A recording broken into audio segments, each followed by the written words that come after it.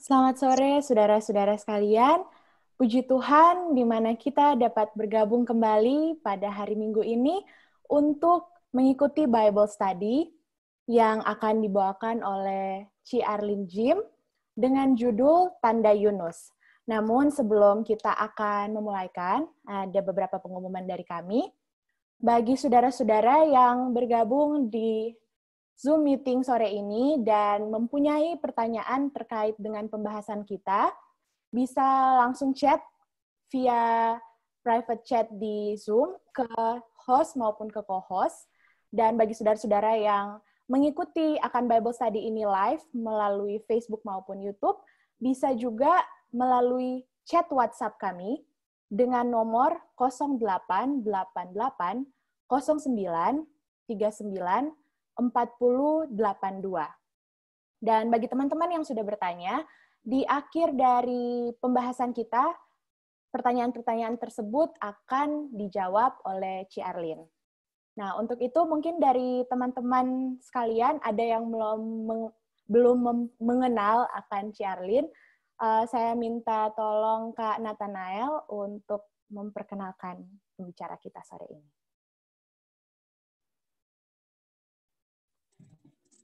Shalom, selamat sore buat teman-teman sekalian. Terima kasih sudah join sore hari ini.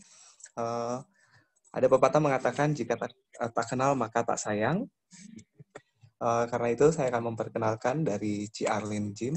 Ci Arlin Jim ini adalah seorang hamba Tuhan, pelayan Tuhan yang setia. Sejak mulai melakukan aktivitas pelayanannya sejak dari tahun 2003, bahkan sebelumnya. Tetapi aktifnya mulainya dari tahun 2003, dan sampai saat ini Ci Arlin masih aktif dan sangat aktif dalam pelayanannya. Terutama Ci Arlin ini juga adalah salah satu founder dari Chinese Ministry Center. Ini di mana untuk menjangkau dari orang-orang Tionghoa, di mana kita akan sharing untuk kesehatan, untuk sharing bersama-sama dengan orang Tionghoa apa saja yang baik untuk dimakan dan apa saja yang baik untuk kesehatan tubuh kita. Mungkin buat teman-teman yang tertarik untuk kesehatan itu juga bisa ditanyakan kepada Ci Arlin di akhir acara juga. Dan Ci Arlin juga adalah salah satu dari penginjil urban evangelism untuk Global Mission Center, di mana penginjilan ini selalu dilakukan dan terus-menerus dan giat, tidak hanya saja dilakukan oleh tim dari Ci Arlin sendiri, tapi Ci Arlin juga memiliki beberapa kelompok-kelompok dan juga sering menjangkau dan membuat kelompok yang baru untuk menjangkau orang-orang yang lain.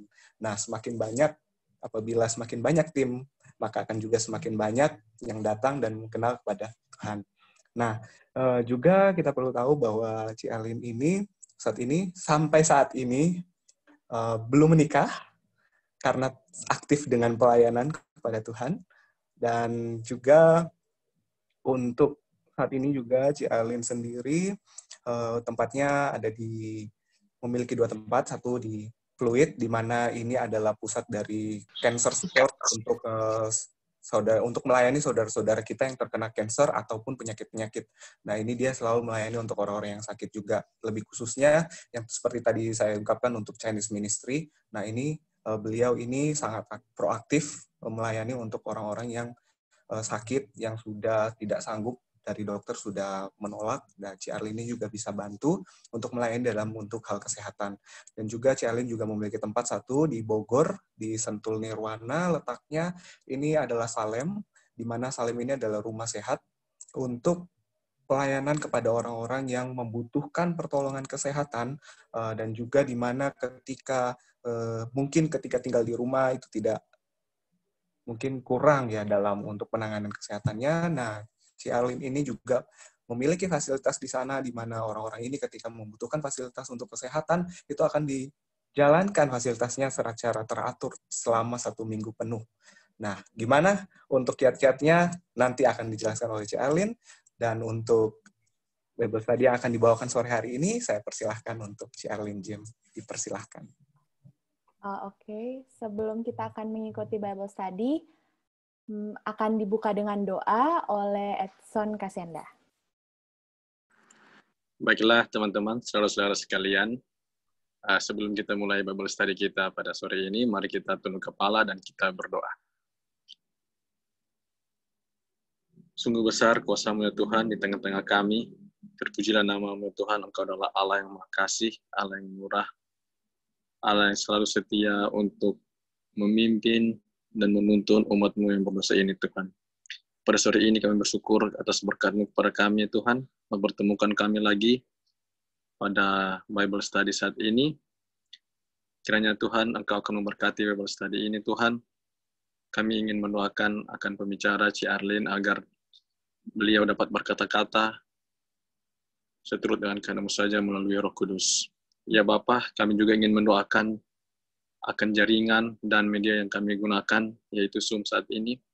Berkatilah Tuhan agar segala sesuatu dapat berjalan dengan baik, dengan lancar, agar kami juga mendengarkan, dapat diberkati, dan kami dapat memahami, bahkan kami dapat mengaplikasikan itu dalam kehidupan kami sehari-hari. Kiranya Engkau dapat berkata-kata Tuhan melalui Ci Arlin saat ini, karena kami sudah siap untuk mendengarkan. Terima kasih Tuhan, Engkau sudah mendengar menjawab doa kami. Kehendak-Mu yang jadi bukan kehendak kami. Dalam nama Yesus kami sudah berdoa. Amin. Amin. Oke, terima kasih. Dan saat ini marilah kita siapkan Alkitab kita, hati serta pikiran kita untuk mendengarkan firman Tuhan yang akan dibawakan oleh Ci Arlin. Shalom, selamat sore semuanya. Senang sekali bisa bertemu dengan, saya lihat di sini orang-orang muda dan berjiwa muda yang semangat ya belajar Alkitab di hari Minggu ya. Oke, saya coba share dulu. Oke. Terima kasih tadi sudah didoakan. Ya, kita percaya bahwa setiap kali kita punya kerinduan untuk mempelajari firman Tuhan, maka Roh Kudus akan menuntun kita untuk bisa menemukan kebenaran. Nah, hari ini salah satu pelajaran yang menurut saya menarik buat kita pelajari, saya beri judul Tanda Yunus. Ya. Nah, sebelum kita masuk ke pelajaran Alkitabnya, Alkitab dan alam merupakan dua hal yang saling melengkapi. Ada banyak sekali hal-hal yang dinyatakan di dalam alam mengenai bagaimana kebenaran firman Tuhan itu dinyatakan. Contohnya, kita lihat ya ada beberapa fakta yang sangat menarik. Contoh, ada satu jenis burung, namanya burung bentet, ya kan? Namanya burung bentet atau shrike. Burung yang kecil ini bisa terbang dari Asia Tengah ke Ekuador, menempuh jarak 5.635 km. Ini nggak pakai tiket, nggak pakai masker, nggak pakai visa, dan lain-lain. Ya. Maksud saya, salah satu contoh di alam mengenai migrasi hewan adalah salah satu dari peristiwa yang hingga saat ini tidak dapat dimengerti oleh bahkan para ilmuwan. Mengapa hewan-hewan ini bisa terbang, hewan-hewan yang kecil bisa terbang begitu jauh, dan mereka bisa tahu arah tujuannya seperti apa. Ya. Contoh yang lain adalah pigeon, burung dara. Nah, pada tahun 1931 ada satu penelitian di mana mereka melepas sekumpulan burung dara dari aras Prancis, dan kemudian burung itu mereka ikuti, dan kemudian burung-burung itu bisa kembali ke rumahnya di Saigon, Vietnam. Jadi ini burung-burung ini menempuh jarak 11.592 km dalam waktu 24 hari.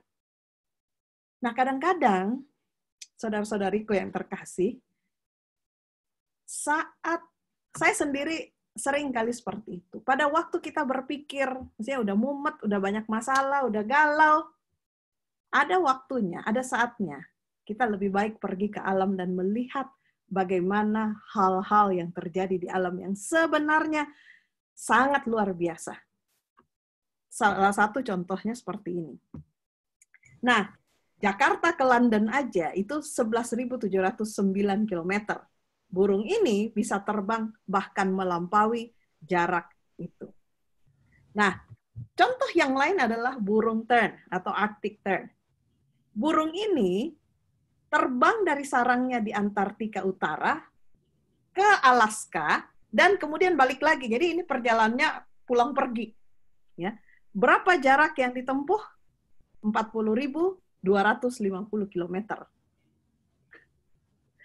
Menakjubkan ya, bagaimana burung-burung yang kita kelihatannya itu sangat rapuh, tetapi ini juga menunjukkan bahwa bagaimana mereka bisa punya indera penentu arah yang begitu luar biasa, sehingga mereka tahu mereka harus terbang ke arah mana.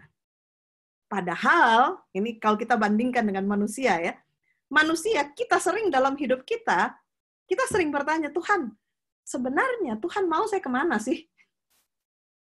Kadang-kadang manusia yang diciptakan Tuhan secara luar biasa, tapi seringkali kita malah kehilangan indera penentu arah untuk bisa mengenali jalan-jalan Tuhan di dalam hidup kita. Contoh yang lain, ini makhluk yang lebih rapuh lagi ya, namanya kupu-kupu monark. Nah, kupu-kupu monark ini selama musim panas, dia bisa terbang dari Kanada lewat Amerika Serikat ke Meksiko, sampai ke Meksiko Tengah. Berapa jarak yang ditempuh? Lebih dari 3.220 km.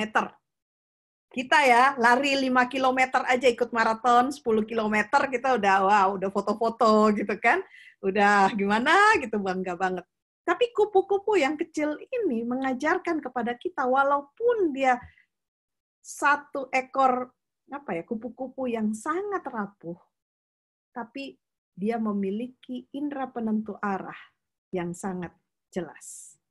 Nah, yang paling dikenal dari semua spesies binatang itu yang paling mengagumkan. Anda bisa cari search seperti di YouTube, Anda bisa lihat banyak sekali film-filmnya tentang bagaimana mereka merekam ikan salmon yang dengan begitu menarik, itu mereka berenang melewati laut dan sungai, kembali ke tempat bertelurnya leluhur mereka. Mereka bisa dari tempat di mana mereka berada, mereka berenang kembali ke tempat di mana mereka tidak pernah datang ke situ, tetapi disitulah tempat leluhur mereka ada dulu, atau bertelur ya, adanya di situ. Dan perjalanan mereka pada waktu hingga sampai ke tempat di mana tempat bertelurnya leluhur mereka itu bukan tanpa halangan, karena mereka melewati arus. Mereka bahkan melewati tempat-tempat, harus dari yang tempat rendah ke tempat yang tinggi, dan mereka harus melompat untuk bisa melewati arus sungai yang deras. Dan akhirnya mereka bisa menempuh jarak berenang sekitar lebih dari 3.220 km. Itulah sebabnya di dalam Alkitab, terutama di dalam kitab Ayub, ya, apa yang ditulis oleh Alkitab? Ada yang bisa bacakan Ayub 12 ayat 7-9? Ayub 12 ayat 7-9. Apa yang dikatakan Alkitab tentang binatang? Ayub 12 ayat 7-9. Tetapi bertanyalah kepada binatang, maka engkau akan diberinya pengajaran. Kepada burung di udara, maka engkau akan diberinya keterangan. Atau bertuturlah kepada bumi, maka engkau akan diberinya pengajaran. Bahkan ikan di laut akan bercerita kepadamu. Siapa di antara kamu semuanya itu yang tidak tahu bahwa tangan Allah yang melakukan itu? Saudara, sangat menarik bahwa kadang-kadang kita sebagai makhluk ciptaan Tuhan yang tertinggi, termulia, Alkitab mengatakan bahwa kadang kita harus ambil waktu untuk belajar di alam. Belajar pada tumbuhan, belajar pada hewan-hewan, untuk kembali mengingat tentang siapa kita dan siapa Tuhan itu.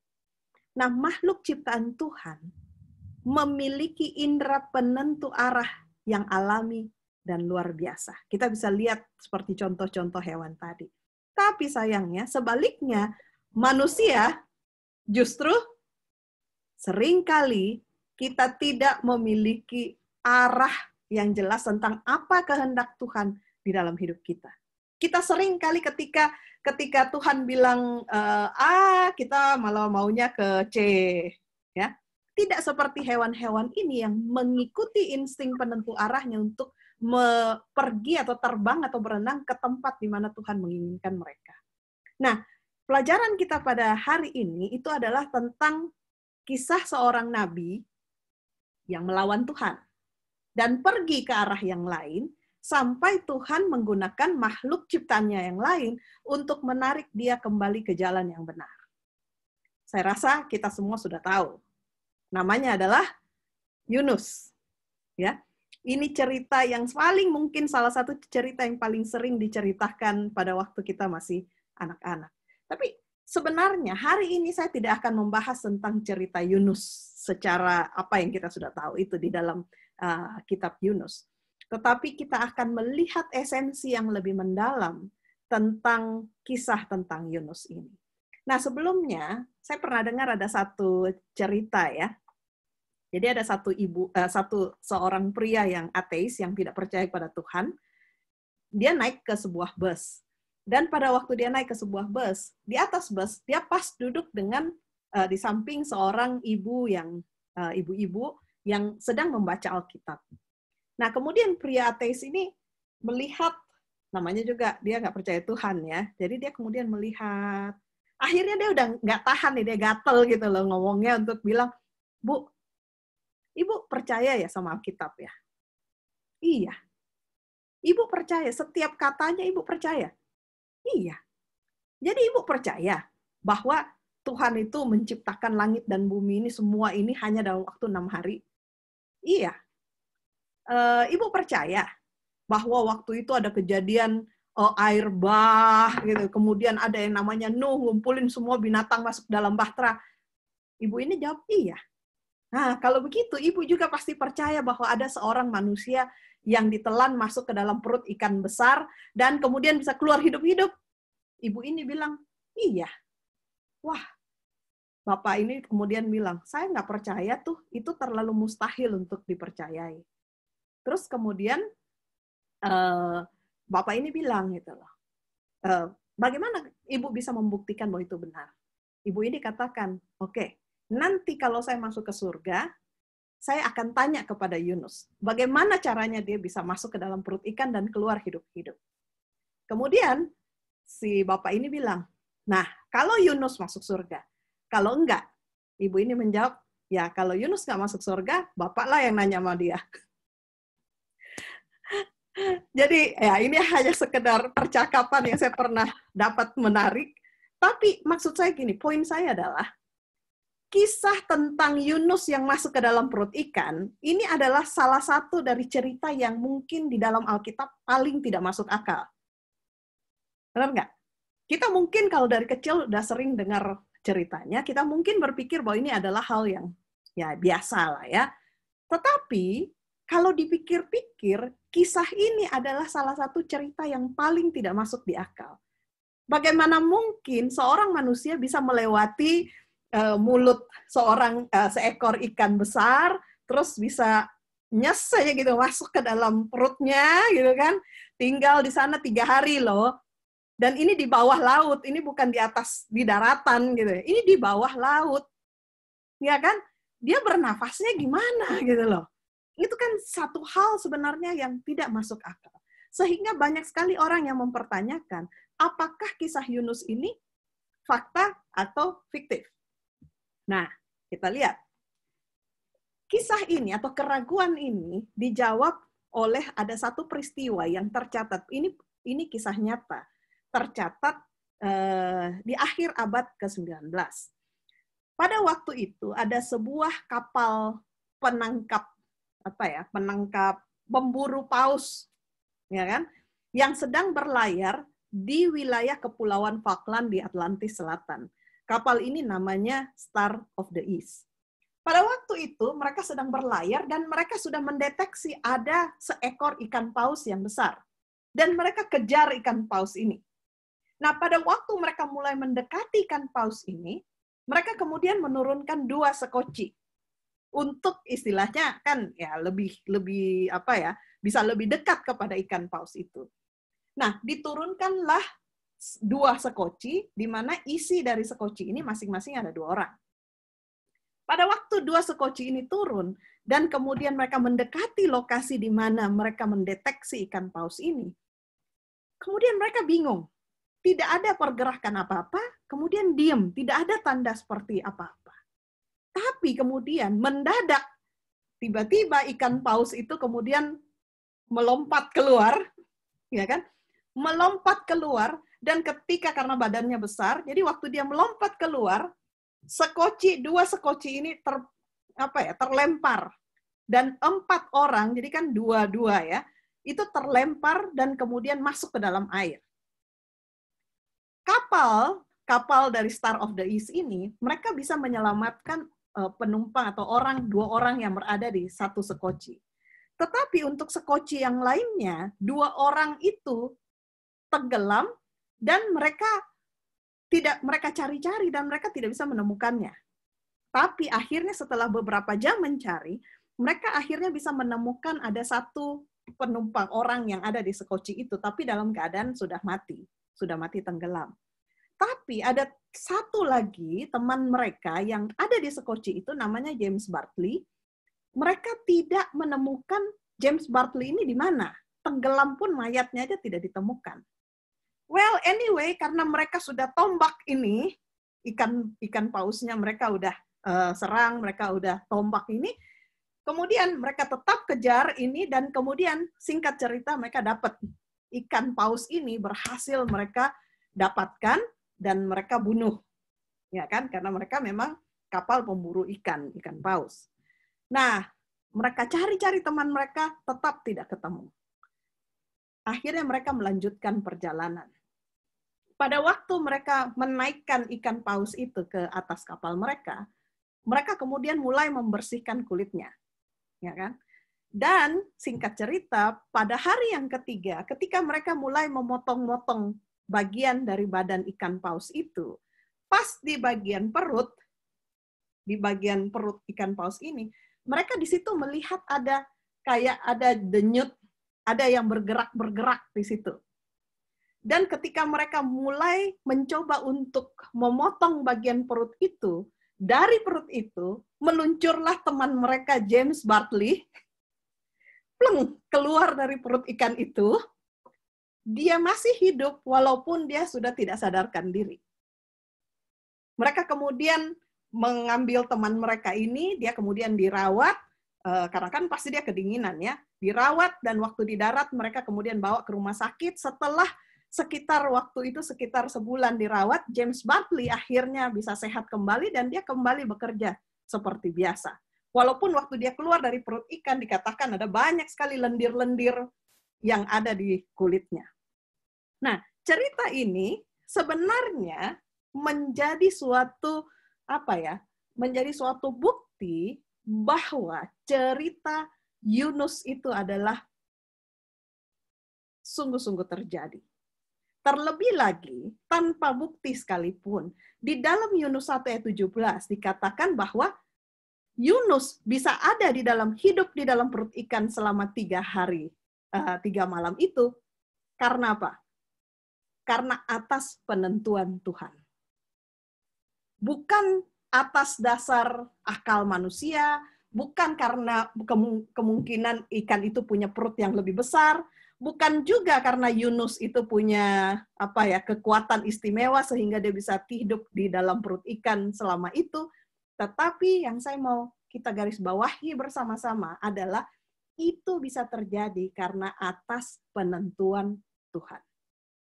Itulah sebabnya di dalam Yunus 1 ayat 17 dikatakan, maka atas penentuan Tuhan datanglah seekor ikan besar yang menelan Yunus, dan Yunus tinggal di dalam perut ikan itu selama 3 hari, 3 malam lamanya. Kita tahu ketika Alkitab mengatakan ini adalah kisah nyata dan bukan dongeng. Nah, kita tidak akan lama-lama ke cerita Yunus. Yang saya mau kita baca adalah Matius 12 ayat 38 sampai 39. Bolehkah ada yang tolong bacakan? Matius 12 ayat 38 sampai 39. Pada waktu itu, berkatalah beberapa ahli Taurat dan orang Farisi kepada Yesus, "Guru, kami ingin melihat suatu tanda daripadamu." Tetapi jawabnya kepada mereka, "Angkatan yang jahat dan tidak setia ini menuntut suatu tanda, tetapi kepada mereka tidak akan diberikan tanda selain tanda Nabi Yunus." Oke, terima kasih sudah membacakan. Nah, ini menarik. Kisah Yunus kan adanya di dalam Perjanjian Lama, yaitu di kitab Yunus, 4 pasal ya. Tetapi hal ini kembali diungkit kembali di dalam Matius 12 ayat 38 sampai 39, which is ini adalah Perjanjian Baru. Waktu itu katanya ahli-ahli Taurat, orang-orang Farisi datang kepada Yesus dan mereka bilang, "Kita pengen tanda dong. Kita pengen mujizat." Ya kan? Tetapi Yesus bilang bahwa apa? Kepada mereka tidak akan diberikan tanda selain tanda Nabi Yunus. Saya percaya kita semua seringkali membaca ayat ini. Ya, tapi kadang kita hanya baca begitu saja sehingga kita tidak nangkep apa sebetulnya yang dimaksud oleh Yesus tentang tanda Nabi Yunus. Mari kita lihat satu kutipan tentang hal ini. Di dalam Desire of Ages ya, Kerinduan Segala Zaman dikatakan begini. Ketika pekabaran kebenaran disampaikan pada zaman kita, ada banyak orang yang seperti orang Yahudi berseru, "Perlihatkan suatu tanda kepada kami. Lakukan sebuah mujizat." Menarik. Di zaman kita hidup ini, ada banyak sekali orang yang baru mau percaya Tuhan ketika dia melihat mujizat. Ketika ada orang sakit sembuh, orang lumpuh mungkin berjalan, bahkan kalau bisa orang mati itu bisa bangkit. Baru mau percaya kepada Tuhan. Tetapi ketika Yesus menghadapi orang Farisi ini, Kristus tidak membuat mujizat apapun. Ia tidak memberikan kuasa kepada kita untuk membuat mujizat, untuk membela diri kita, atau untuk memuaskan tuntutan ketidakpercayaan dan kesombongan. Namun, kalau begitu, Injil itu nggak ada mujizat. Bukan begitu, saudara. Injil bukanlah tanpa suatu tanda bukti keilahian. Apa mujizat yang terbesar dalam Injil? Bukankah suatu mujizat ketika kita bisa dilepaskan dari perbudakan setan? Perubahan hati manusia, transformasi karakter manusia, adalah suatu mujizat yang menyingkapkan seorang juru selamat yang kekal yang sedang bekerja untuk menyelamatkan jiwa-jiwa. Poinnya, saudara, adalah gini. Sering kali kita berpikir bahwa Tuhan, kalau engkau bikin mujizat ini, maka saya pasti akan percaya kepadamu. Kita selalu kebalik. Kita minta mujizat, baru kita mau percaya. Kita tidak menyadari bahwa sesungguhnya mujizat yang terbesar itu adalah perubahan hati kita. Perubahan karakter kita. Itulah mujizat yang terbesar yang Tuhan lakukan bagi manusia. Karena kalau dipikir-pikir, misalnya kita sakit, Tuhan bikin mujizat kita sembuh. Well, oke, itu bagus. Tapi anyway, kita tetap hidup di dalam dunia yang fana ini. Sooner or later, kita akan kembali, kita akan mati. Tetapi ketika perubahan, ketika hati kita yang berubah, ketika karakter kita yang berubah, ini adalah satu mujizat yang kekal. Kenapa? Karena ketika kita berubah, hati kita dan karakter kita berubah, maka Tuhan sebenarnya sedang memberikan kepada kita janji kehidupan yang kekal. Mari kita kemudian sambung baca di ayat 40-nya. Matius 12 ayat 40. Bisakah ada yang tolong bacakan? Matius 12 ayat 40. Sebab seperti Yunus tinggal di dalam perut ikan 3 hari 3 malam, demikian juga anak manusia akan tinggal di dalam rahim bumi 3 hari 3 malam. Nah, ini menarik lagi, ya kan? Ini ada dicatat. Yunus tinggal di dalam perut ikan 3 hari 3 malam. Anak manusia tinggal di dalam rahim bumi 3 hari 3 malam. Siapa yang dimaksud dengan anak manusia ini? Yesus ya. Oke. Kalau begitu, mari kita hitung apakah betul Yesus tinggal. Maksudnya Yesus dihitung sejak dia mati sampai kemudian dia bangkit itu 3 hari 3 malam. Ya kan? Nah, kita tahu bahwa Yesus mati disalib pada hari Jumat sore. Benar ya? Kemudian setelah itu pada hari Sabat dia hanya tinggal dikubur. Kemudian dia bangkit pada hari Minggu pagi. Jadi kalau dihitung, apakah ini 3 hari 3 malam? Tidak. Kalau begitu, apakah Alkitab itu tidak akurat? Apakah Alkitab, oh ya udahlah, cincai aja deh, pokoknya ini kan sudah 3 hari, Jumat, Sabtu, Minggu, dah 3 hari gitu ya. Nah, inilah yang menarik dari Alkitab. Alkitab adalah sebuah buku yang selalu merangsang kita untuk berpikir dan menggali kebenaran lebih dalam. Nah, untuk bisa kita tahu tentang 3 hari 3 malam, kita harus tahu dulu tempat kejadian perkaranya, TKP-nya. Ya kan? Karena ayat tadi mengatakan bahwa anak manusia berada di dalam rahim bumi selama 3 hari 3 malam. Nah, sayangnya istilah berada di dalam rahim bumi itu hanya 1 kali disebutkan dalam Matius 12, in the heart of the earth. Tetapi kalau kita cari referensi yang lain, setiap kali dikatakan di bumi, banyak orang yang berpikir gini, demikian pula anak manusia berada dalam rahim bumi selama 3 hari 3 malam. Banyak orang yang berpikir, oh demikianlah Yesus mati, ya kan? Mati atau dikuburkan selama 3 hari 3 malam. Padahal tadi kita hitung bahwa tidak 3 hari 3 malam. Nah, sekarang kita mau cari referensi yang lain, bahwa rupanya setiap kali Alkitab menyebutkan di bumi, itu bukan berarti bahwa dikubur. Ya kan? Bukan berarti di bawah bumi dikubur. Contoh, doa Bapa kami, jadilah kehendakmu di bumi seperti di sorga. Itu berarti jadilah kehendak Tuhan di sorga, di atas, dan di bumi. Tapi bukan dikubur. Bukan di bawah bumi. Ya. Kemudian, kayak hukum kedua, jangan membuat bagimu patung yang ada di bumi, di bawah. Artinya, siapa yang mau buat patung di bawah tanah kan? Ya kan? Artinya jangan bikin patung yang baik itu di bagimu patung di bumi, di tempat kita hidup ini. Matius 5 ayat 5, ucapan berbahagia. Berbahagialah orang yang lemah lembut karena mereka akan memiliki bumi. Itu bukan berarti bahwa karena mereka akan memiliki kubur kan? Tapi memiliki bumi kan? Bumi artinya tempat di mana kita tinggal. Jadi dari referensi itu, kalau kita mau tahu apa itu in the heart of the earth, heart itu berasal dari kata asli Gerika itu kardiologi ya, yaitu artinya hati berupa pikiran dan perasaan, atau juga bisa berarti di tengah, ya kan? Bukan hanya hati perasaan, tapi di tengah. Sedangkan earth atau bahasa Gerikanya G, itu berarti tanah, wilayah, bumi. Dengan kata lain, kalau kita bilang in the heart of the earth, itu berarti di tengah-tengah bumi. Ya, ingat ini pengertiannya di tengah-tengah bumi. Nah, sekarang kita lihat, tadi kita sudah tahu TKP-nya. TKP-nya itu adalah demikianlah anak manusia berada di tengah-tengah bumi selama 3 hari 3 malam.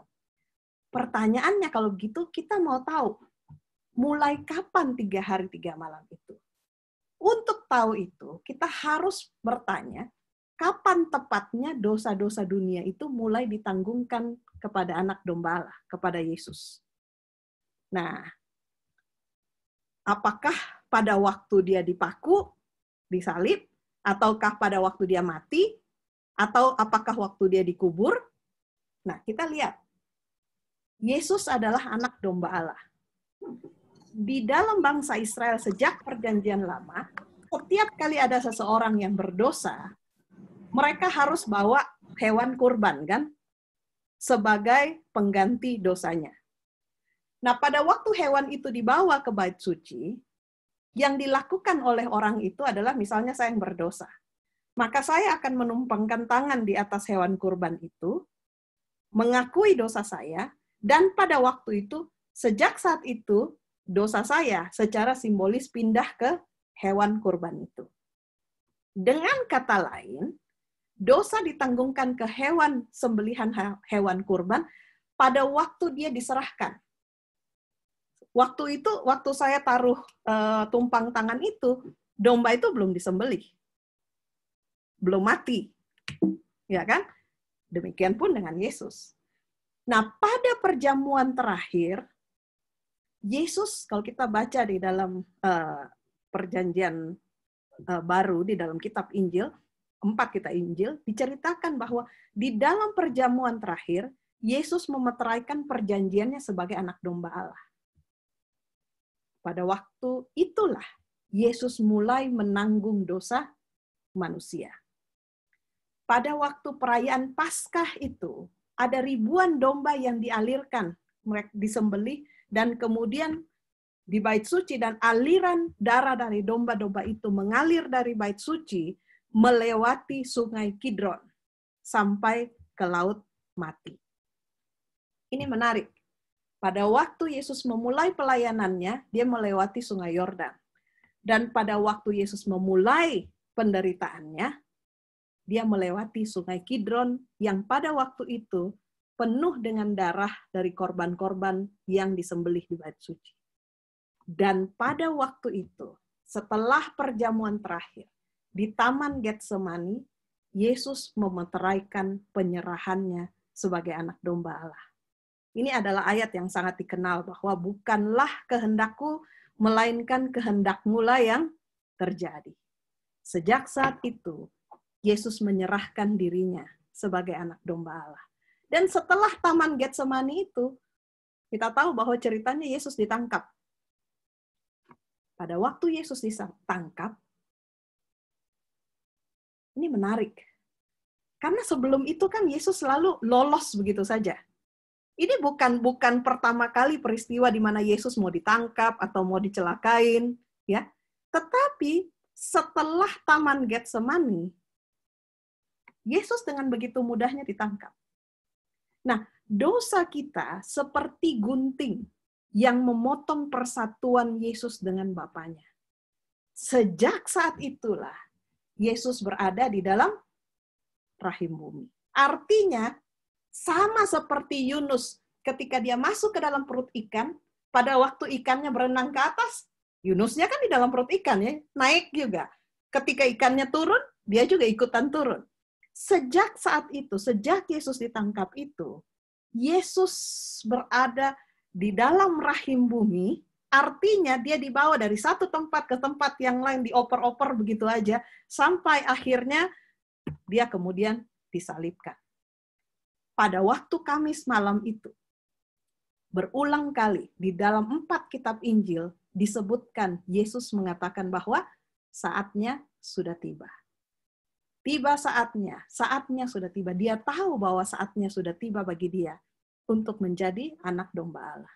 Padahal sebelum Kamis malam itu, Yesus selalu lolos. Kenapa? Karena belum saatnya. Ya. Ingat pernah kejadian orang Yahudi pernah mau celakain dia, lempar dia dari tebing ya, tapi Yesus lolos saja. Tanpa ada perlawanan yang berarti, Yesus selalu lolos. Tetapi mulai Kamis malam itu, Yesus mulai menanggung upah dosa yang bukan hanya maut. Nah, ini yang perlu kita selalu ingat. Bahwa ketika Yesus mulai menanggung dosa manusia, bukan hanya kematian, tetapi juga penderitaan sebelum kematian itu yang dia tanggung. Mulai Kamis malam, Yesus diserahkan ke tangan-tangan orang berdosa, which is itu dikendalikan oleh setan. Ya. Dan sama seperti Yunus yang menjadi tawanan ikan, seperti yang saya katakan tadi.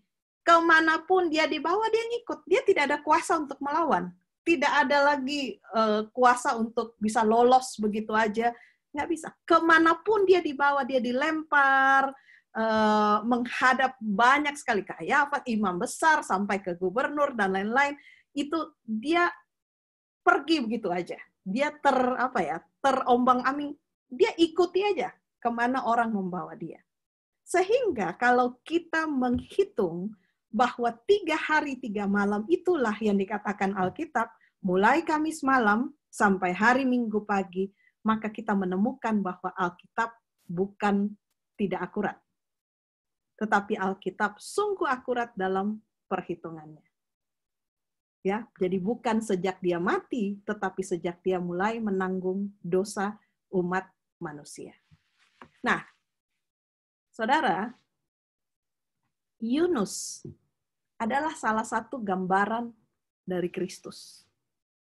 Ada beberapa hal yang menarik tentang Yunus. Sama-sama Yunus dengan Yesus, ya kan? Ingat, waktu ombak datang, Yunus sedang tidur kan? Ya, tidur di bagian terbawah dari kapal itu. Ingat cerita Yesus yang ketika ada ombak datang dan murid-muridnya mulai ketakutan, Yesus juga tidur. Ya. Yang menarik juga adalah pada waktu kejadian itu, 2 kejadian itu, yang menarik adalah ombak begitu keras, bahkan murid-murid sudah ketakutan, tetapi mereka tertidur. Jadi mereka sama-sama tertidur di bagian terbawah dari kapal itu, dan tertidur di dalam kapal sementara badai mengamuk. Nama Yunus sebenarnya adalah berarti damai. Dan kita tahu, Yesus adalah Raja Damai. Yunus menyuruh awak kapal melemparkannya ke laut agar mereka memiliki damai, agar tidak ada lagi ombak. Yesus, jadi ketika Yunus dilemparkan, bukan keinginan dari awak kapal, tetapi Yunus sendiri yang meminta supaya dia dilemparkan dari kapal.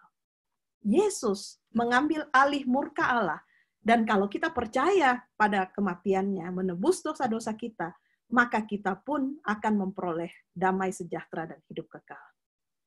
Doa Yunus dan doa Yesus, kita bisa baca dalam Yunus 2 dan kemudian di dalam Markus 15.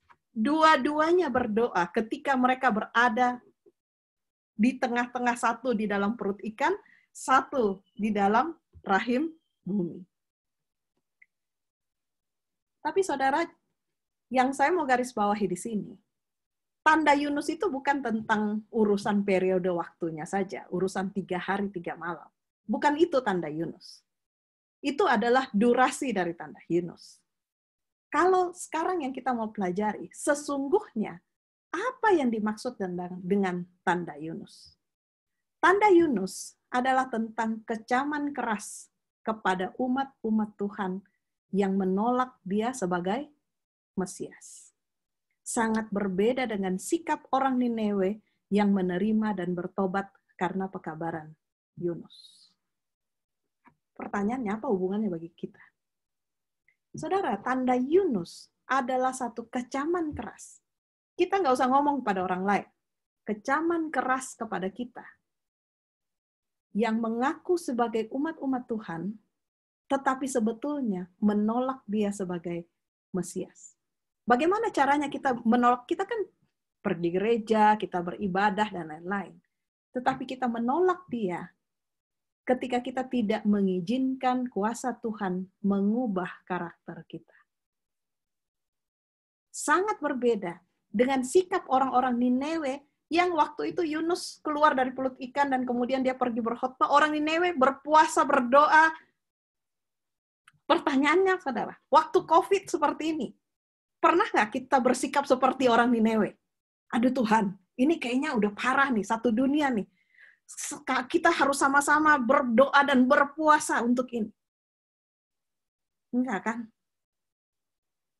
Diakui atau tidak, orang Niniwe yang sangat jahat itu, ketika mendengarkan pekabaran Yunus, ketika mereka mendengar kebenaran firman Tuhan, mereka tidak ragu-ragu, tidak nanya-nanya dulu, tidak galau dulu. Mereka langsung mengambil satu keputusan. Kita harus berdoa, kita harus berpuasa, supaya Tuhan tidak memusnahkan kota kita ini. Sangat berbeda dengan respon orang-orang yang mengaku sebagai umat Tuhan. Nah, kemunafikan orang Farisi merupakan hasil dari mementingkan diri sendiri. Memuliakan diri mereka sendiri menjadi tujuan hidup mereka. Di antara para pengikut Tuhan pada hari ini, kita nggak ngomong orang Farisi aja ya, itu adalah satu pelajaran bagi kita. Di antara pengikut Tuhan pada hari ini, sama seperti zaman dulu, betapa dosa yang licik dan menipu ini tersebar luas. Artinya apa? Kita berpikir rohani, kita dekat dengan Tuhan, tapi sesungguhnya kita punya motif untuk memuliakan diri sendiri.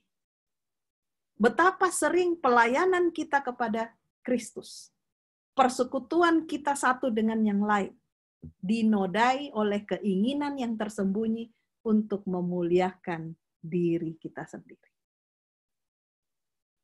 Saya belajar Alkitab supaya orang lain melihat saya pintar. Saya berbuat baik supaya orang melihat saya saleh, saya rohani. Inilah salah satu, inilah peringatan yang Tuhan mau berikan melalui tanda Yunus tentang betapa berbahayanya kita ketika kita egois, ketika kita masih memiliki motif untuk mementingkan diri dan memuliakan diri. Betapa siapnya pikiran untuk memuja diri sendiri dan keinginan untuk mendapatkan persetujuan manusia. Adalah cinta diri, keinginan untuk suatu jalan pintas dari yang Tuhan tentukan, yang membuat orang menggantikan ilahi dengan teori-teori manusia dan tradisi. Sama seperti orang Farisi.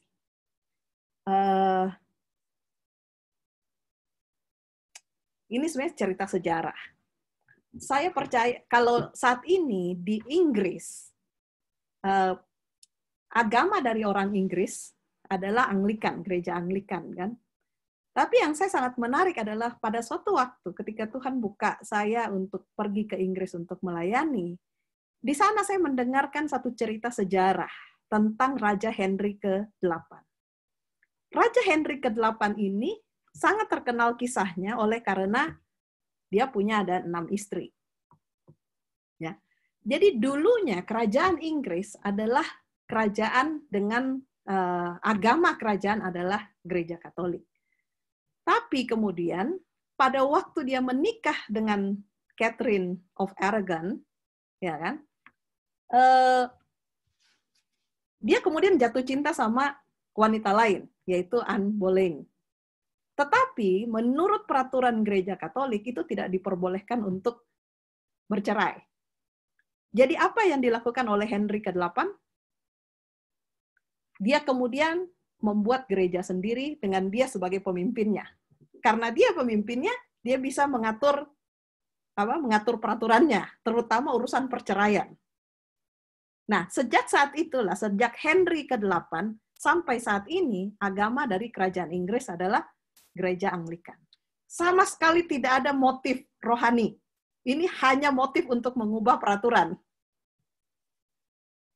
Maksud saya, ketika kita mulai menempatkan kepentingan diri kita sendiri di atas kebenaran firman Tuhan yang kita dibukakan kepada kita,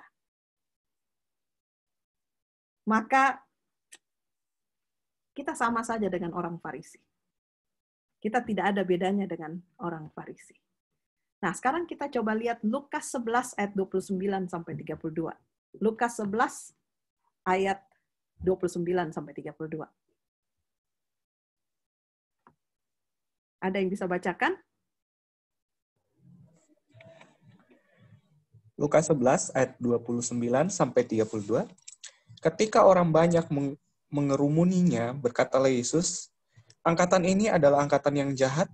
Mereka menghendaki suatu tanda, tetapi kepada mereka tidak akan diberikan tanda selain tanda Nabi Yunus. Sebab seperti Yunus menjadi tanda untuk orang-orang Niniwe, demikian pula lah Anak Manusia akan menjadi tanda untuk angkatan ini. Pada waktu itu penghakiman, ratu dari selatan itu akan bangkit bersama orang dari angkatan ini, dan ia akan menghukum mereka. Sebab ratu ini datang dari ujung bumi untuk mendengarkan hikmat Salomo. Dan sesungguhnya yang ada di sini lebih daripada Salomo. Pada waktu penghakiman, orang-orang Niniwe akan bangkit bersama angkatan ini dan mereka akan menghukumnya. Sebab orang-orang Niniwe itu bertobat waktu mereka mendengarkan pemberitaan Yunus, dan sesungguhnya yang ada di sini lebih daripada Yunus. Oke, jadi ini tadi terpotong ayatnya ya. Tapi intinya ayat ini mengatakan bahwa pada waktu orang-orang Nineve, Yunus datang kepada Nineve dan berkhotbah mengkhotbahkan kebenaran kepada mereka, mereka bertobat. Tetapi yang menariknya, ketika Yesus datang dan menyerukan pertobatan kepada orang-orang bangsa, umatnya sendiri, mereka malah menolak dia. Padahal Yesus lebih daripada Nabi Yunus. Yang menarik juga adalah setelah Yunus keluar dari air, Yunus berjalan 3,5 hari sampai di kota Nineve dan mengabarkan kepada penduduk kota itu bahwa dalam 40 hari kota itu akan dimusnahkan. Elia, kita tahu ceritanya, bersembunyi selama 3,5 tahun. Selama kelaparan berlangsung dan dia lari dari kejaran Ratu Izabel selama 40 hari. Ya. Kemudian Yesus juga keluar dari air setelah dibaptis dan melayani selama 3,5 tahun untuk memperingatkan bahwa dalam satu angkatan dalam Alkitab itu berarti 40 tahun, kota dan bait suci akan dimusnahkan. Pertanyaannya, mungkinkah ini akan terjadi pada, gak usah ngomong gereja deh, mungkinkah ini juga akan terjadi kepada orang-orang yang mengaku umat Tuhan, yang tidak bertobat dan tidak bersiap menjelang kedatangannya yang kedua kali? Ketika orang-orang lain mungkin yang kita pikir tidak kenal dengan Tuhan, tidak percaya kepada Yesus, mungkin sudah mulai bertobat, malah kita sendiri yang mengaku percaya kepada Tuhan, kita tidak bertobat. Kita masih tetap melakukan dosa-dosa kita. Pesan Yunus yang pertama kepada orang Nineve setelah dia keluar dari air adalah suatu peringatan yang memanggil mereka untuk bertobat. Pesan Yesus yang pertama setelah dia keluar dari air juga adalah satu peringatan yang memanggil semua orang untuk bertobat. Jadi intinya, tanda Yunus adalah kecaman terhadap umat Tuhan yang dipanggil pertama untuk bertobat. Tapi kita menolak. Kita berpikir kita sudah cukup rohani. Kita berpikir kita sudah cukup pandai dengan isi Alkitab. Tetapi kita tidak bertobat setiap hari. Apa yang harus, ya, setelah kita menerima Yesus, ya kan? Ada pekabaran yang harus kita sampaikan, yaitu pekabaran tentang kebangkitan. Kebangkitan Yunus dari perut ikan adalah satu simbol terhadap kebangkitan Yesus dari kematian. Setiap orang Kristen yang sejati akan mengalami pengalaman kebangkitan dan hidup baru di dalam Kristus. Tanda Yunus adalah kecaman terhadap umat Tuhan yang dipanggil yang pertama, untuk bertobat tapi menolak. Yang kedua, untuk menginjil tapi menolak. Menginjil artinya untuk membawakan kesaksian Yesus kepada semua orang. Kepada dunia yang membutuhkan kabar baik. Setiap dari kita dipanggil untuk pergi kemanapun, Tuhan menyuruh kita untuk mengabarkan satu pesan, kasih karunia, dan peringatan. Dan banyak orang Kristen yang berbalik dari peringatan ini. Gereja sepi karena banyak yang tidak percaya, kecuali terjadi tanda keajaiban, penyembuhan, dan mujizat. Ke tempat di mana ada mujizat terjadi, kesitulah orang datang. Tetapi tidak banyak orang, bahkan hanya sedikit orang yang mengejar mujizat yang terbesar. Apa tadi mujizat yang terbesar? Perubahan hati dan perubahan karakter. Itu tidak populer di antara manusia.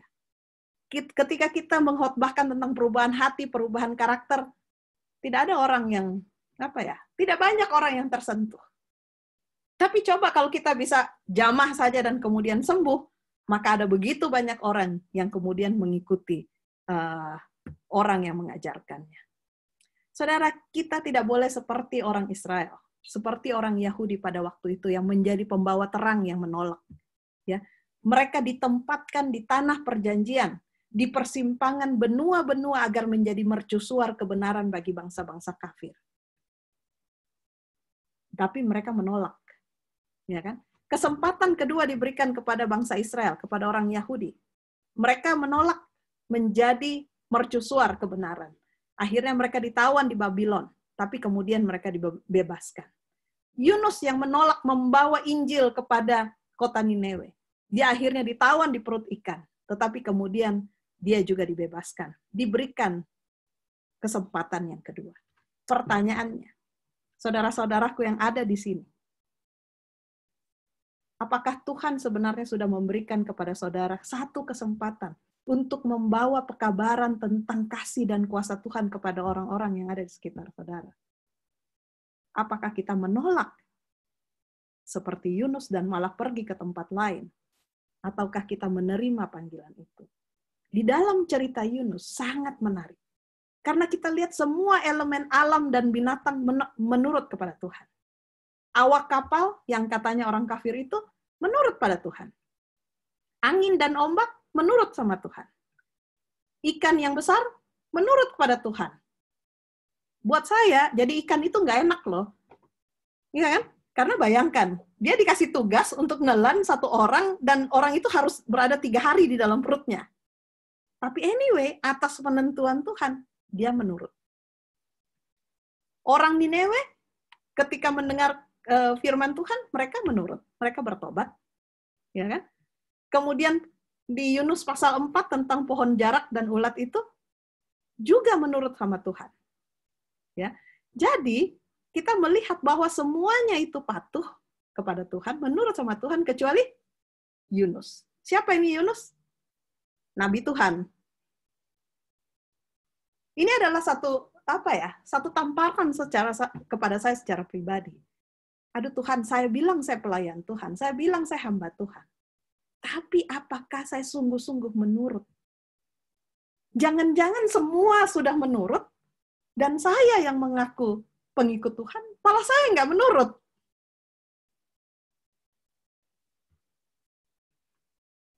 Itulah sebabnya di dalam Matius 8 ayat 11 ayat 12 dikatakan bahwa akan ada banyak orang dari timur dan barat dan duduk makan bersama-sama dengan Abraham, Ishak dan Yakub di dalam kerajaan sorga.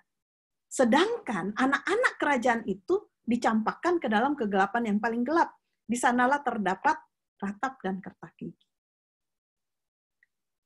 My point is, saudara, kita jangan selalu berpikir bahwa orang lain yang harus bertobat. Kita yang harus bertobat.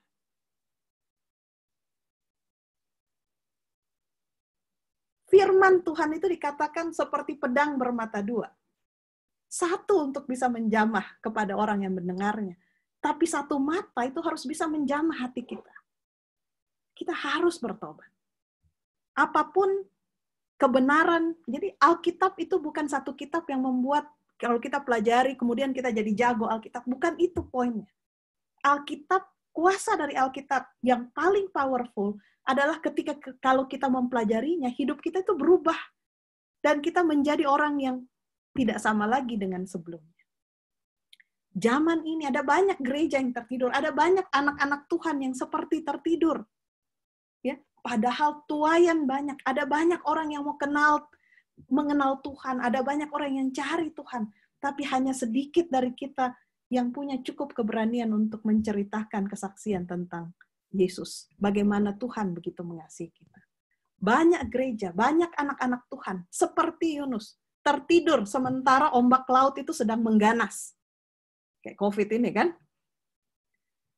Awak kapal, bayangkan, awak kapal ketika ombak itu mengganas, awak kapal yang orang kafir itu sudah mulai berdoa. Nabi Tuhan tidur. Sama seperti kita. Pengemis berbaring di depan pintu kita menantikan remah-remah kebenaran. Di dalam rumah kita berpesta dengan kebenaran yang kita miliki dengan berpakaian jubah ungu. Tanda Yunus juga adalah merupakan sebuah pesan kepada setiap dari kita, setiap dari Anda yang terhilang. Bahwa kita tidak bisa bersembunyi dan terus lari dari Tuhan. Kemanapun kita pergi, Tuhan tahu di mana kita. Walaupun Yunus ada di dalam perut ikan, di bawah samudra, Tuhan tetap mendengar doanya.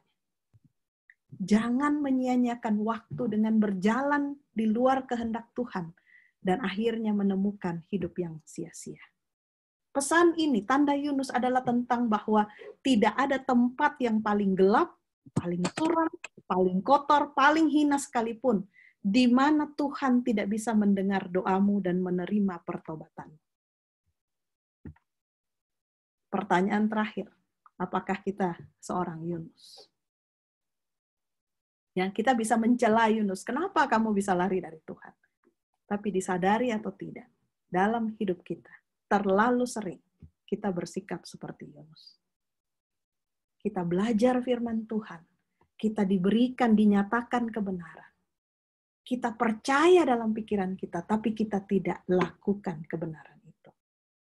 Kita tahu bahwa apa yang diajarkan oleh firman Tuhan ini A, tapi karena kita masih mencintai dosa-dosa kesayangan kita, kita selalu menunda untuk bertobat. Berbeda dengan orang Niniwe yang begitu mendengar pekabaran, mereka berdoa, berpuasa, dan kemudian mereka tidak dibinasakan. Pertanyaan terakhir bagi saudara dan saya, apakah kita seorang Yunus? Sampai kapankah kita mau lari dari Tuhan? Sampai kapankah kita mau melepaskan dosa-dosa kesayangan kita, bertobat, dan kemudian bisa menjadi saksi yang setia bagi Tuhan. Kiranya pelajaran ini menjadi berkat bagi kita. Tuhan memberkati. Puji Tuhan atas pekabaran firman Tuhan yang telah dibagikan oleh Ci Arlin. Dan saat ini kita membuka ruang tanya jawab. Kita buka 3 pertanyaan pertama. Dan di kolom komentar sudah ada 1 pertanyaan. Tapi sebelumnya ada yang bertanya, Ci Arlin, kalau apakah bisa soft copy slide-nya dibagikan? Oh, bisa aja, no problem. Oke. Kalau nanti begitu, kepada panitia aja ya, nanti tinggal ada panitia. Oke. Jadi bagi teman-teman yang ingin dibagikan materi soft copy-nya, bisa menghubungi nomor WhatsApp kami yang akan kami bagikan di akhir dari pertemuan ini. Dan pertanyaan selanjutnya, apakah salah jika ada gereja yang memberikan mujizat? Dulu Yesus memberikan banyak mujizat dan murid-murid juga memberikan mujizat. Bukankah mujizat mewakili kuasa Tuhan? Oke, terima kasih untuk pertanyaannya, dan ini juga adalah pertanyaan yang sangat bagus, karena ini juga banyak ditanyakan orang. Mujizat itu bisa dari 2 sumber. 1 bisa dari Tuhan, tapi setan pun bisa membuat mujizat. Itulah sebabnya kita tidak bisa menggunakan mujizat sebagai satu pedoman bahwa ini adalah dari Tuhan. Pertanyaan saya, apa yang kita bisa gunakan sebagai pedoman yang pasti bahwa ini dari Tuhan atau ini dari setan? Alkitab. Hanya itu, firman Tuhanlah adalah satu-satunya pedoman bagi kita untuk bisa melihat yang mana yang benar, mana yang salah. Mujizat dari Tuhan pun, jika itu dari Tuhan, atas perkenan Tuhan, karena Tuhan bisa melihat bahwa jika mujizat itu terjadi, maka orang itu akan bertumbuh secara iman. Tetapi, kalau kita jadi percaya kepada Tuhan atas mujizat, bukan atas firman-Nya, maka setan dengan mudahnya akan memutarbalikkan kebenaran itu. Ya, jadi bukannya salah jika ada mujizat, bukan. Mujizat juga bisa terjadi oleh kuasa Tuhan, dan kita bisa lihat di Alkitab. Yesus pun seperti dikatakan mengadakan mujizat. Poin saya adalah jangan menjadikan mujizat sebagai standar iman kita. Standar kita percaya, oh ini kayaknya gereja yang benar karena ada mujizat. Tidak, bukan itu. Yang bisa membuat kita bisa membedakan mana yang benar dan salah, tetap adalah firman Tuhan. Ya, jadi mujizat tidak salah, tapi jangan menjadikan itu sebagai satu standar. Satu lagi, bahayanya dengan mujizat ini adalah gini. Saya bertemu dengan banyak orang yang ketika dia begitu berapi-api di dalam hidupnya, percaya kepada Tuhan, melayani, gitu, berkobar-kobar dalam pelayanan, karena mujizat yang baru dialami. Tetapi setelah mujizat itu berlalu, dan tidak ada lagi mujizat, dia kemudian meninggalkan Tuhan. Nah, itu yang kita harus hati-hati. Itulah sebabnya saya katakan, tetap standar iman, standar kebenaran kita bukan mujizat. Harus standar kebenaran kita adalah satu-satunya adalah Alkitab. Ya. Oke, terima kasih Cik Arlin. Di sini ada tambahan dari, ada pertanyaan dari Saudara Yusuf Tomarere. Apa beda Yesus tertidur di kapal dengan topan dan Yunus tertidur di kapal juga dengan topan? Oke. Tadi mungkin saya bukan menekankan tentang perbedaannya, tetapi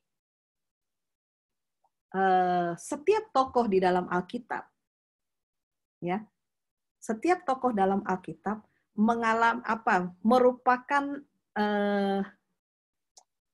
tipe dari Yesus, ya kan? Ada beberapa kayak Yunus ini kan, kesamaannya dengan Yesus adalah pada waktu ombak dia sedang tertidur di bagian paling bawah dari kapal. Yesus pun waktu badai mengamuk juga sedang tertidur di bagian bawah dari sebuah kapal. Jadi bukan perbedaannya apa, tetapi justru kita bisa melihat simbol dari Yesus dari apa yang dialami oleh Yunus. Ya kan? Ada beberapa kejadian yang sama antara Yunus dengan Yesus. Ya itu. Jadi bukan apa bedanya, tetapi justru apa persamaan dari kisah hidup Yunus ini dengan kisah dari Yesus Kristus ketika dia berada di bumi. Ya, mungkin itu yang saya bisa klarifikasi. Oke, terima kasih. Mungkin ada teman-teman yang lain lagi ingin bertanya, bisa by chat atau bisa juga langsung unmute dan bertanya. Dipersilahkan. Saya mau tanya. Iya, silahkan Bapak. Oh, Pak Darto, iya. Silahkan Pak Darto. Iya. Saya tadi mendengar mujizat yang benar adalah terjadinya suatu perubahan karakter. Gitu. Nah, untuk memiliki karakter Tuhan Yesus, itu kan terjadinya perjalanan waktu. Betul. Sangat panjang. Ya, inilah yang sulit saya kerjakan. Kadang-kadang proses itu secara tidak sadar telah terjadi suatu perbuatan yang tidak berkenan. Ya pada saat itu bisa bertobat, tapi lain kali begitu lagi. Nah, ini bagaimana supaya terjadi terus-menerus, supaya terjadi memiliki karakter seperti Kristus begitu. Ini sangat sulit karenanya. Ya. Terima kasih Pak untuk untuk masukannya, termasuk pertanyaannya. Memang saya sangat setuju dengan Pak Darto tadi ya. Perubahan karakter. Ini. Saya malah tidak bilang itu sangat sulit. Saya malah bilang bahwa itu adalah hal yang mustahil. Bukan saja sangat sulit, tapi mustahil jika kita lakukan dengan kekuatan kita sendiri. Ya kan? Mustahil. Ya, kayaknya, saya nggak tahu dengan saudara-saudari sekalian, tapi bahkan saya, mungkin waktu bangun pagi, saya udah mikir nih, oke, hari ini saya mau jadi orang yang sabar. Saya nggak mau marah nih, ya, misalnya. Tapi right away, mungkin hanya beberapa menit setelah saya mau untuk berubah menjadi lebih sabar, apa yang terjadi? Ada aja yang terjadi. Sehingga saya tahu dah, ya ampun, kenapa lagi? Saya mau jadi sabar kok, saya malah udah jadi marah nih gitu loh kan. Jadi yang saya mau katakan adalah perubahan karakter adalah hal yang tidak mungkin terjadi jika bukan campur tangan dari Roh Kudus yang memampukan kita. Itulah sebabnya sangat penting bagi kita untuk setiap hari bertobat. Jadi pertobatan itu bukan terjadi ketika kita hanya mau dibaptis. Kita setiap hari, hari demi hari, kita harus bertobat kepada Tuhan. Kenapa? Ya, salah satu mungkin dosa yang paling yang paling mula, paling pertama itu adalah kesombongan, mementingkan diri sendiri, keegoisan yang ada kan. Jadi kita sangat perlu bertobat untuk itu, karena motif kita sebagai manusia yang berdosa, diakui atau tidak, motif kita itu tidak murni. Ya, jadi harus ada campur tangan dari Tuhan untuk menyanggupkan kita untuk memiliki perubahan karakter dan menjadi lebih serupa dengan Kristus. Terima kasih Pak, tadi masukannya mengingatkan kita. Itulah sebabnya disebut mujizat. Karena jika dilakukan dengan kekuatan manusia, tidak akan bisa. Itu mustahil untuk dilakukan. Semakin kuat kita berusaha untuk berubah dengan kekuatan kita sendiri, semakin kuat setan membalikan. Setiap kita mau berusaha dengan kekuatan kita sendiri jadi lebih sabar, setan malah bikin supaya kita jadi marah. Setiap kali kita mau bilang, oke, saya nggak mau lagi nih berdusta, setan akan bikin sebaliknya. Oleh karena itu, langkah pertobatan kita adalah betul-betul datang kepada Tuhan untuk minta Tuhan memberikan, Tuhan tolong saya untuk bisa bertobat. Setiap hari. Ya, mungkin itu saja masukan saya. Terima kasih, Pak. Terima kasih. Kita harus saling berdoa satu sama lain, supaya setiap hari kita harus datang kepada Tuhan. Ya, terima kasih. Sama-sama. Terima kasih.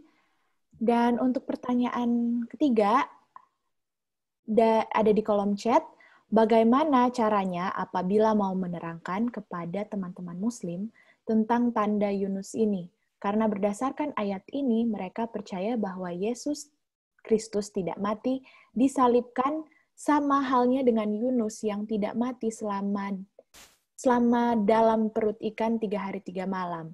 Orang percaya kepada Isa Al-Masih dan percaya bahwa Isa diangkat ke surga hidup-hidup, tidak melewati kematian. Terima kasih. Oke. Jadi ini bukan masalah. Jadi gini, kalau menerangkan, saya terus terang tidak punya background bagaimana menerangkan kepada teman-teman kaum Muslim. Saya pikir ada banyak narasumber-narasumber yang lain yang bisa mungkin lebih bisa memberikan masukan bagaimana menerangkan tentang Isa Al-Masih kepada teman-teman, saudara-saudara orang Muslim kita. Tapi kalau dibilang berdasarkan ayat ini, mungkin yang maksudnya tadi yang urusan 3 hari 3 malam, bahwa Yesus Kristus tidak mati disalibkan, sama seperti Yunus yang tidak mati selama dalam perut ikan. Ini jadi 3 hari 3 malam itu bukan mengatakan bahwa Yesus itu tidak mati. Justru di dalam di dalam hukum atau undang-undang orang Israel waktu itu harus ada pertumpahan darah untuk dosa.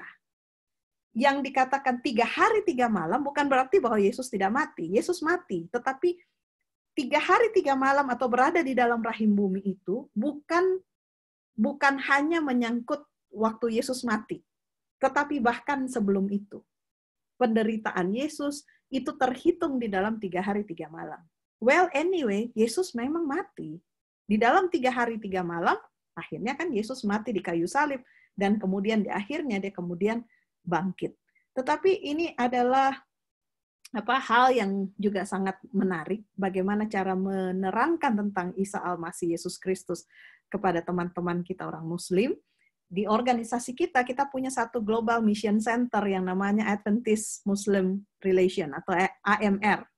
Ya, bagi mungkin teman-teman yang rindu untuk bisa belajar lebih banyak untuk bagaimana bisa menjelaskan ya tentang hal ini, saya lebih rekomen untuk bisa menghubungi AMR untuk bisa tahu bagaimana latar belakang pemikiran saudara-saudara kita orang Muslim sehingga bisa klop mungkin penjelasannya.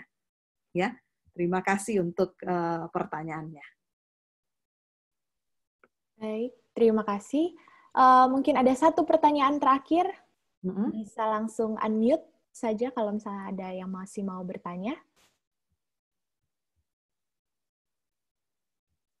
Oke.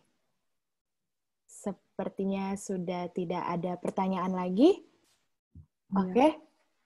Kalau begitu, kita akan menutup Bible Study kita pada sore hari ini. Terima kasih saudara-saudara yang sudah bergabung. Dan kita akan menutup dengan doa oleh pembicara kita, Ci Arlin. Oke, mari kita tunduk kepala, kita berdoa. Ya Tuhan Bapa kami yang di surga, kami datang padamu pada saat ini Tuhan, menyembah Engkau.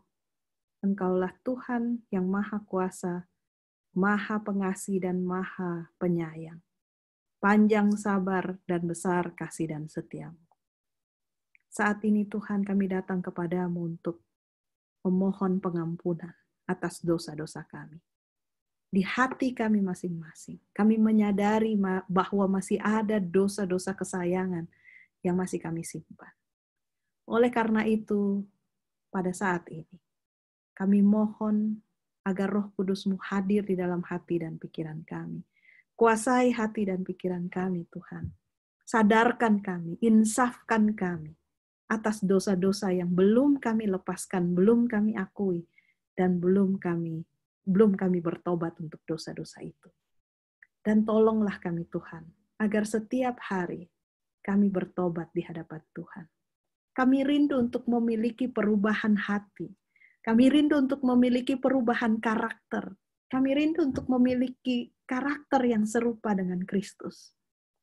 Tapi kami tahu bahwa dengan kekuatan kami sebagai manusia yang berdosa, ini adalah mustahil untuk dilakukan. Saat ini Tuhan, Engkau berkata bahwa jika kami kekurangan hikmat, kami bisa datang kepadamu untuk meminta hikmat dari Roh-Mu. Saat ini Tuhan, berikanlah kami hikmat dan tuntunan dari Roh-Mu untuk mengetahui apa yang harus kami lakukan di dalam hidup kami untuk dapat lebih dekat dan lebih dekat lagi kepadamu. Hamba-Mu berdoa untuk setiap peserta yang hadir di dalam Bible Study kami secara online pada saat ini. Berkati mereka Tuhan. Berkati keluarga mereka. Dan biarlah Tuhan bekerja di dalam setiap hati dari kami. Menyadarkan kami untuk bertobat. Atas setiap kebenaran yang kami sudah dengarkan. Jangan biarkan kami hanya menjadi orang yang pintar Alkitab. Tetapi terutama Tuhan, ubahlah kami. Karakter kami, jadikan kami sebagai ciptaan yang baru. Terima kasih Tuhan untuk pelajaran tentang tanda Yunus yang Engkau sudah berikan bagi kami. Untuk mengingatkan kami bahwa tidak cukup bibir kami mengaku bahwa kami anak-anak Tuhan. Tetapi Tuhan, kami harus berubah. Hidup kami harus berubah. Agar kami dapat menjadi terang dunia bagi orang-orang yang ada di sekeliling kami. Kami bawa doa ini di dalam nama Yesus yang menjadi penebus dan juru selamat kami. Amin. Amin. Puji Tuhan dan terima kasih untuk Bible Study kita yang dipimpin oleh Ci Arlin. Dan terima kasih juga kepada seluruh partisipan yang sudah ikut bergabung dengan kami dan ikut juga berdiskusi atau bertanya. Kiranya kita dapat diubahkan dengan pertolongan Roh Kudus dari surga. Baiklah, acara kita sudah selesai. Ada pengumuman terakhir dari kami. Bagi saudara-saudara yang akan kami bagikan, yang ingin dibagikan materi sore ini, bisa menghubungi kami di WhatsApp lewat 0888 09 39 40 82. Bagi saudara-saudara juga yang ingin didoakan secara khusus, bisa chat melalui nomor WhatsApp kami. Terima kasih saudara-saudara, sampai jumpa di Bible Study kami selanjutnya pada hari Senin sampai Jumat jam 12 siang, dan juga pada hari Minggu jam 5 sore. Tuhan Yesus memberkati dan sampai jumpa. Tuhan berkati. Tuhan berkati. Terima kasih, Ci Arlin. Terima kasih. Terima kasih. Tuhan berkati semuanya. Ya, Tuhan berkati.